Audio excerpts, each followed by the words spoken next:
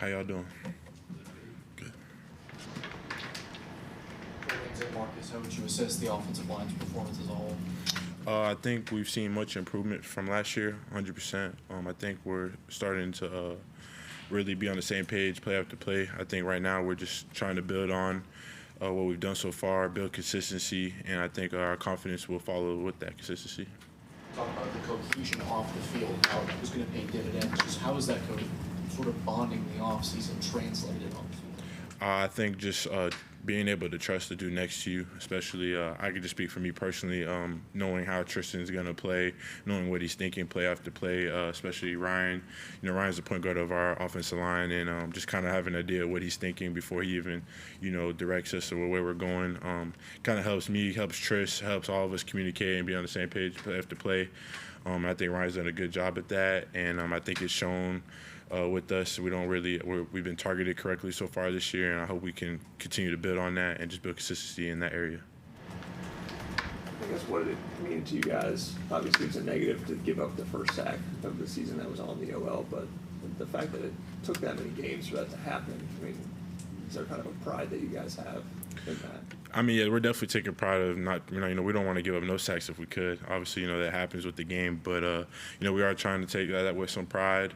We practice really hard with protections and identifications and stuff like that. So, just continue to build on that, and hopefully, we don't give another one for a very long time as well. But I think even with that, I think that gets built with consistency. Taking practice very seriously. I think that's the most important thing for right now is attacking practice very hard and getting better week after week. I think Sweetie said Stanford ran a stunt and it kind of worked, and stuff you guys will probably see again. I guess what happened on that sack that you guys gave up on Saturday? Yeah, so they brought a three-man twist and they stunted the two dudes to the right, they stunted left from their way and stunted right from our perspective, and then they brought the linebacker all the way around. And that just, kind of shifts us one way, and we have to pass two people off. So the right guard would have to trap back to the center would have to trap back to me, then I would have to pick up the looper. So we just have to do a better job of that, and that just comes out in practice, and that's what happened on that play.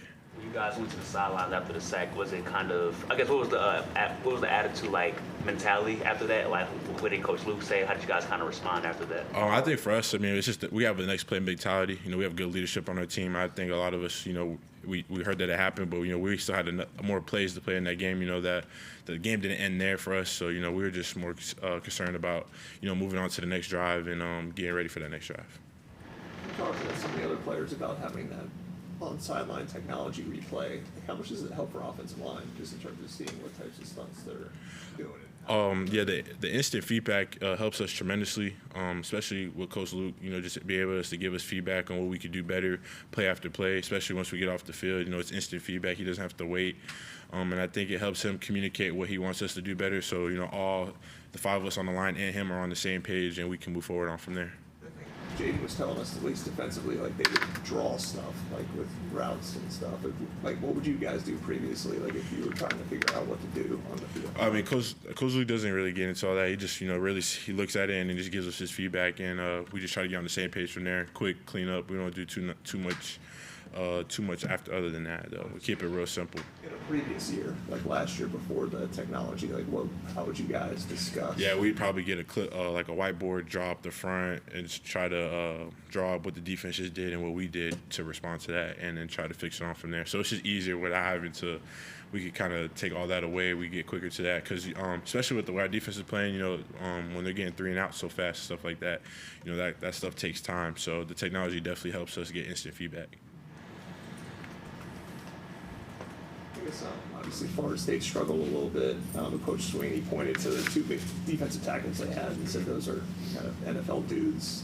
Does that kind of help you guys prepare, knowing that these are 2 really legit guys? Well, I think for us, period, we we don't prepare for our opponent. We have a standard, and we're just trying to meet that every week. And I think what's important for us as an offensive line and as a team is just to build consistency no matter who we're playing. We want to be dominant, but Florida State, regardless of what it is, they have a very talented roster, and you shouldn't take a team like that lightly ever, especially with the type of guys that they have and what they're capable of doing. So we're having a very intense focus week. Trying to make sure that we game plan correctly, that we identify personnel correctly, and we practice hard so we can dominate once we come Saturday. This game was circled in the media at least, because it was going to be the DJU reunion. What's it like to have a former teammate on the other side? Obviously, he broke his hand, he won't be playing. But just him and what he meant to this program, and to still have those relationships and those friendships, and to be able to root for somebody personally, despite whatever team they're on. Yeah, I mean, it's kind of crazy, you know, considering I got to play 2 years with him. You know, he was one of the best teammates I ever had. He's such a good dude, and I wish nothing but the best for him. Kind of fortunate we don't get to play with him. I think he would have probably loved to compete against us as well, as much as we would like to get a compete against him. But being able to meet with him after the game will be pretty cool, just catch up with him and see how he's doing. I look forward to things like that. And I think it's a blessing for everybody that I had a relationship with him, to see him again and, you know, see where he's at in his career so far.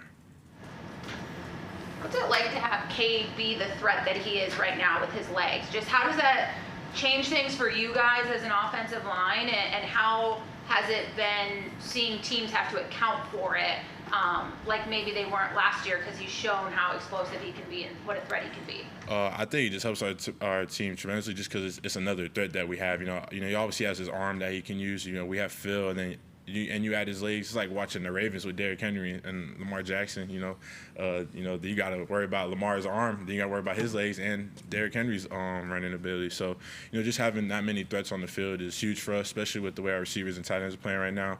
And as an offensive line, I think it just helps us kind of build confidence. You know, the defenses are going to be a little bit more hesitant with certain things, because they can't just, you know, hone in on one thing, because we have so many threats on the field. So it kind of neutralizes the defense. What's it like to see him? I'm thinking of his touchdown that he scrambled for this past week. What's it like when you start to when you see it happening, when you see him breaking downfield, where he also continued to direct traffic, by the way? Yeah. So I mean, I think the craziest thing is realizing he's running that fast. You know, he's been sliding, especially that run against Stanford and the run against NC State on the first touchdown we had. I mean, I'm just looking dang, when you started running that fast, I ain't seen that before. Maybe I missed it some. So, you know, obviously I'm not going to catch him. So, you know, I'm just putting my hands up in the air and just yeah, go Cade. But, it's definitely awesome that he's improved on that. You definitely could tell that he's worked in the offseason, and it's been huge for us as a team.